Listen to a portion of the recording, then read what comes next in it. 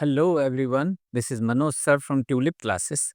आज हम सॉल्व करने जा रहे हैं 10th क्लास का 2025-26 का इंग्लिश का क्वेश्चन पेपर सीबीएसई बोर्ड का। इस वीडियो में हम सॉल्व करेंगे फर्स्ट अनसीन पैसेज। और इससे पहले कुछ इंपॉर्टेंट पॉइंट्स जो आपको जानना ज़रूरी है। आपको क्वेश्चन पेपर देने के बाद जो टाइम दिया जाता है उसमें आप अपना पूरा पेपर रीड कर लीजिए। लेकिन जब आप अनसीन पैसेज सॉल्व कर रहे हैं तो पहले क्वेश्चन रीड कीजिए। दोबारा से पूरा अनसीन पैसेज रीड मत कीजिए, इससे आपका बहुत टाइम बर्बाद हो जाएगा। जब आप फर्स्ट क्वेश्चन रीड करते हैं तो फर्स्ट क्वेश्चन रीड करने के बाद उसका जो पैराग्राफ जो उसी के सामने दिया हुआ होता है, पैराग्राफ रेफरेंस जो दिया हुआ है, उस पैरा को आप रीड कीजिए। क्वेश्चन में दिए हुए कीवर्ड्स को ध्यान में रखिए। इसके लिए यदि ज़रूरी है तो क्वेश्चन को 2 या 3 बार रीड कीजिए। आपको क्वेश्चन का आंसर मिल जाएगा। मैंने क्लास 10th और 12th दोनों की बोर्ड एग्ज़ाम्स की कॉपीज़ चेक की हुई हैं और टीम को लीड भी किया है।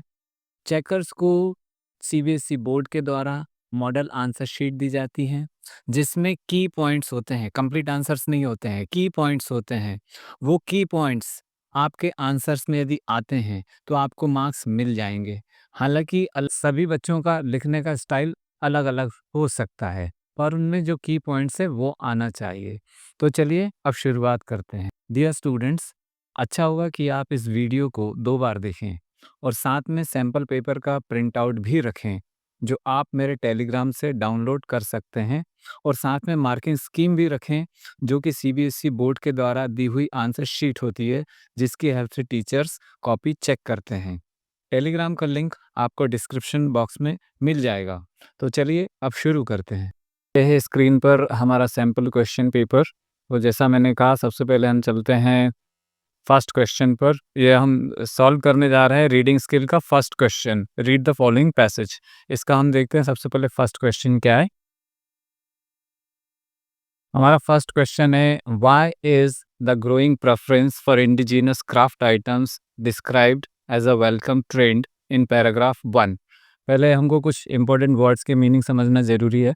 ग्रोइंग प्रेफरेंस का मतलब होता है कि किसी चीज़ को ज़्यादा उसको सपोर्ट किया जा रहा है, उसको ज़्यादा पसंद किया जा रहा है।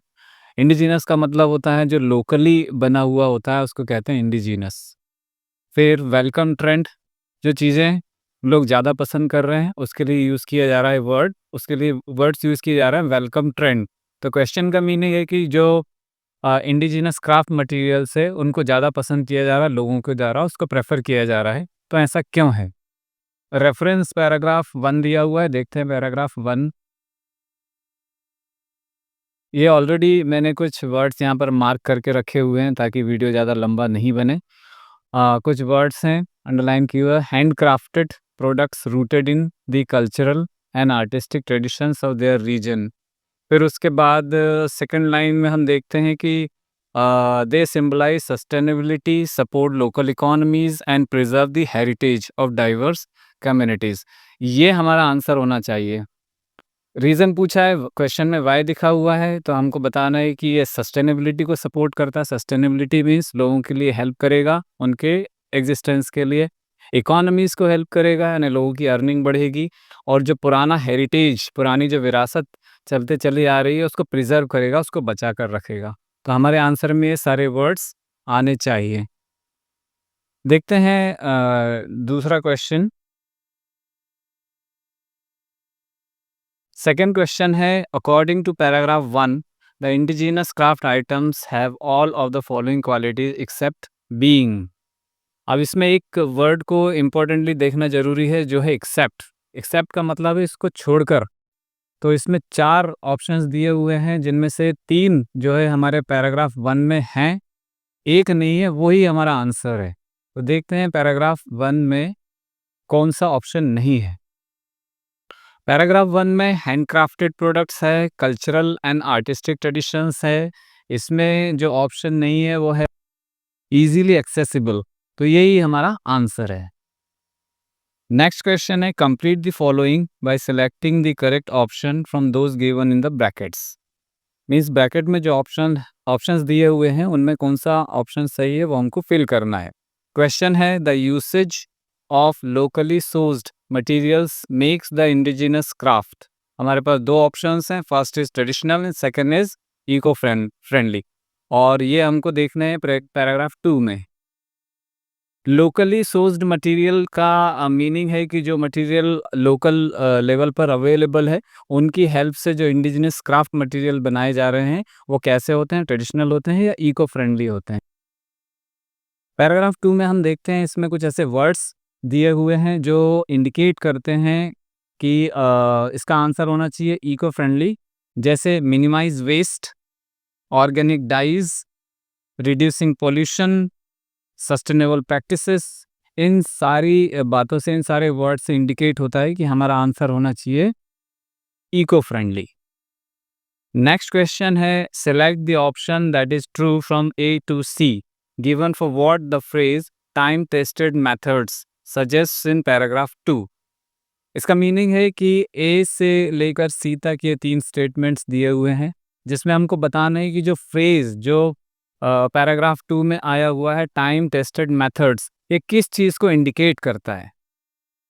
3 ऑप्शंस हमारे पास हैं। Artisans use traditional techniques that have been refined and proven effective over generations. इसका मीनिंग है कि जो आर्टिजन्स मीन्स जो कलाकार लोग हैं, वो ऐसी टेक्निक का यूज़ कर रहे हैं जो बहुत पुरानी है और इफेक्टिव, कई जनरेशन से इफेक्टिव और रिफाइंड प्रूव हो चुकी है। सेकंड ऑप्शन है, आर्टिजन्स यूज आउटडेटेड प्रैक्टिसेस। पुरानी प्रैक्टिसेस का यूज़ कर रहे हैं आर्टिजन्स। ये पूरे पैसेज में कहीं पर भी ये वर्ड्स नहीं आए हैं, तो ये क्रॉस आउट हो जाता है ये ऑप्शन। थर्ड है, artisans follow techniques that prioritize speed and mass production over craftsmanship. ये भी नहीं दिया हुआ है, क्योंकि आर्टिजन्स का कंपैरिजन इंडस्ट्रियल गुड्स से दिया हुआ है। इसका मतलब है कि वो स्पीड पर काम नहीं करते हैं, वो क्राफ्ट्समैनशिप पर काम करते हैं। तो हमारा ऑप्शन होना चाहिए ए। हमारा नेक्स्ट क्वेश्चन है, complete the analogy bye selecting one of the 2 correct options. Fair trade, fair wages. यहाँ पर हमको समझना पड़ेगा पॉजिटिव कोरिलेशन। दो चीज़ें या तो वो एक साथ बढ़ती हैं तब पॉजिटिव कोरिलेशन होता है, या दोनों चीज़ें एक साथ कम होती है तब पॉजिटिव कोरिलेशन होता है। यहाँ पर पॉजिटिव कोरिलेशन है, फेयर ट्रेड, ट्रेड ठीक रहेगा तो वेजेस भी ठीक रहेगी। तो यहाँ पर पॉजिटिव कोरिलेशन है, तो हमारे ऑप्शन में भी हमको वो उस ऑप्शन को मार्क करना है जिसमें पॉजिटिव कोरिलेशन दिया हुआ है। दो ऑप्शन हैं हमारे पास, एम्प्लॉयमेंट, जॉब सिक्योरिटी। एम्प्लॉयमेंट है तो जॉब सिक्योरिटी है। सेकेंड ऑप्शन है, mass production, reduce prices. Mass production ज़्यादा होगा तो प्राइसेस डाउन हो जाएंगे। इसमें नेगेटिव कोरिलेशन है, इसलिए हमारा आंसर होना चाहिए एम्प्लॉयमेंट, जॉब सिक्योरिटी। हमारा सिक्स्थ क्वेश्चन है, why is supporting indigenous crafts considered an effective way to improve the economic conditions of small communities. इसका हिंदी मीनिंग है कि जो इंडिजिनस क्राफ्ट है, लोकल जो क्राफ्ट है, उसको क्यों ऐसा समझा जाता है, क्यों ऐसा माना जाता है कि एक अच्छा तरीका है, इफेक्टिव वे है to improve the economic conditions of small communities. छोटी छोटी कम्युनिटीज़ के लोग जो इन चीज़ों को बनाते हैं, उनकी इकोनॉमिक कंडीशंस, उनकी आर्थिक स्थिति को बढ़ाने के लिए ये बहुत अच्छा साधन हो सकता है, ऐसा क्यों समझा जाता है। Answer paragraph 3। इसमें जो इम्पोर्टेंट पॉइंट जो हमारे आंसर्स में आने चाहिए, वो फर्स्ट लाइन में है, supporting indigenous crafts also strengths local economies, कि इससे लोकल इकोनॉमी को बढ़ावा मिलता है और अपॉर्चुनिटीज़ क्रिएट होती हैं। सेकंड लाइन, अपॉर्चुनिटीज़ क्रिएट होती हैं और लाइवलीहुड, और लाइवलीहुड में जो छोटी कम्युनिटीज़ हैं, स्मॉल कम्युनिटीज़ हैं, उनको हेल्प मिलती है, उनके रोजी रोटी के लिए हेल्प मिलती है, क्योंकि और फिर थर्ड लाइन में दिया हुआ है, एम्प्लॉयमेंट आर लिमिटेड, क्योंकि छोटे एरियाज़ में छोटी कम्युनिटीज़ के लिए जो एम्प्लॉयमेंट अपॉर्चुनिटीज़ होती हैं वो बहुत कम होती है। ये तीनों बातें हमारे आंसर में आनी चाहिए। इसीलिए ये कहा गया है कि supporting indigenous craft considered an effective way to improve the economic condition of small communities. हमारा नेक्स्ट क्वेश्चन थोड़ा ट्रिकी है, जिसमें एक टेबल दिया हुआ है। क्वेश्चन है, what are the main ideas of paragraph 4 and paragraph 5। इसमें हमको 5 स्टेटमेंट्स दिए हुए हैं, फिर नीचे एक टेबल दिया हुआ है। हमको बताना है कि पैराग्राफ 4 और पैराग्राफ 5 में जो आइडियाज़ दिए हुए हैं, इन पाँचों में से किसका मैच है। तो जब हम इनको मिलाते हैं, जब हम देखते हैं तो पैराग्राफ 4 को यदि हम देखते हैं तो उसमें जो फर्स्ट वाला ऑप्शन है वो हमको मिलता है, जो है choosing indigenous crafts helps preserve cultural heritage. चलिए देखते हैं पैराग्राफ 4 में। फर्स्ट लाइन ऑप्शन दिया हुआ है प्रिजर्व कल्चरल हेरिटेज, और ये हमको जो ऑप्शंस दिए हुए हैं उसमें ये फर्स्ट नंबर पर ही दिया हुआ है, और जो टेबल है जिसमें से हमको ऑप्शन सेलेक्ट करने हैं उसमें जो फर्स्ट ऑप्शन जो दिया हुआ है वो केवल एक ही जगह दिया हुआ है, सी में। इसलिए हम देखते हैं कि एक जब ऑप्शन हमारा सही हो रहा है तो उसके सामने जो थर्ड है वो भी ऑलरेडी सही हो ही जाएगा, क्योंकि हमारे पास जो फर्स्ट वाला ऑप्शन है और दूसरी जगह नहीं दिया हुआ है, तो हमको पैराग्राफ 5 पर जाने की ज़रूरत नहीं है। इस तरीके से आप अपना बहुत सारा टाइम बचा सकते हैं। हमारा लास्ट क्वेश्चन है, why is it important for consumers to take an active role alongside government and organizations in sustaining indigenous crafts, जो कि हमको मिलेगा पैराग्राफ 6 में। ये क्वेश्चन 2 मार्क्स के लिए है। इसका आंसर कम से कम 40 वर्ड्स में होना चाहिए। इसका मीनिंग है कि ऐसा क्यों ज़रूरी है, why is it important for consumers, consumers के लिए ज़रूरी क्यों है कि वो भी गवर्नमेंट के साथ-साथ इन ऑर्गेजा और बाकी सारे ऑर्गेनाइजेशंस के साथ-साथ कंज्यूमर्स भी इंडिजिनस क्राफ्ट को सस्टेन करने के लिए उनको भी एक्टिव रहना चाहिए, उनको भी इसमें पार्टिसिपेट करना चाहिए। इसके आंसर के लिए हमारे पास कुछ इम्पोर्टेंट वर्ड्स हैं पैराग्राफ 6 में, जैसे second line, governments, organizations, consumers have all roles to play. Next line, create global platform for showcasing their work.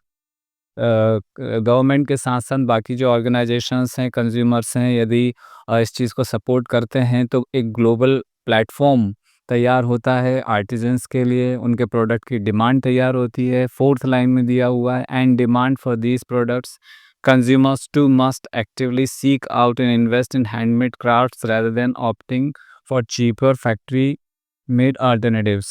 फिर उसके बाद लास्ट लाइन में दिया हुआ है, these crafts items is a meaningful step toward more sustainable and culturally enriched world। तो ये कुछ इंपॉर्टेंट पॉइंट्स हैं जिनको लेकर हमको आंसर अपने वर्ड्स में फ्रेम करना पड़ेगा। इसमें एक्चुअल आंसर नहीं दिया हुआ है, आंसर हमको बनाना पड़ेगा 40 वर्ड्स में। तो देखते हैं कि हमारा आंसर कैसा हो सकता है। हमारा आंसर इस तरीके से फ्रेम किया जा सकता है कि if consumers adopt an active role in investing in handmade products rather than mass produced goods, it can go a long way in creating a demand for indigenous craft items that are symbols of sustainable practices as well as India's rich cultural heritage। तो इस तरीके से हमारा first question, first unseen passage complete होता है। Second unseen passage हम next video में solve करेंगे।